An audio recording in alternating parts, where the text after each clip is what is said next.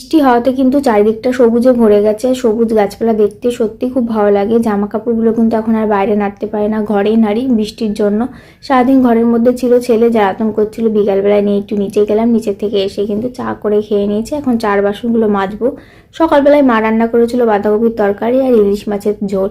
সারাদিন আমাকে কোনো রান্না বান্না করতে হয়নি। এখন রাতের খাবারটা বানাবো, তো এখন কি বানাবো সেটাই ভেবে পাচ্ছিলাম না। তারপরে বড় বললো তাহলে আজকে অন্যরকম একটা কিছু রান্না করা যাক, তো চিকেনটা বার করো। তো চিকেনটা বার করেছি আর সমস্ত কিছু গুছিয়ে দিয়েছি। রান্নাটা কিন্তু ওই করছে, প্রথমে প্রেসার কুকারে আলুগুলো ভেজে নিয়েছে, তারপরে গোটা গরম মশলা ফোড়ন দিয়ে পেঁয়াজগুলো ভেজে টমেটো ভেজে নিয়ে মশলাটা ভালো করে কষিয়ে নিয়েছে। মশলা কষে গেলে কিন্তু ধুয়ে রাখা চিকেনগুলোও দিয়ে দিয়েছিল। চিকেনগুলো দিয়ে ভালো করে কষিয়ে নিয়ে তারপরে কিন্তু দিয়ে দিয়েছি ধুয়ে রাখা চাল জল দিয়ে ভালো করে মিক্সড করে নিয়ে তারপরে দিয়ে দিয়েছিলাম কাজু কিশমিশ আর লাস্টে কিন্তু একটু বাটার দিয়ে প্রেসারে 3-4টে সিটি মারলে কিন্তু আমাদের আজকে ডিনার রেডি। এতে কিন্তু দারুণ হয়েছে।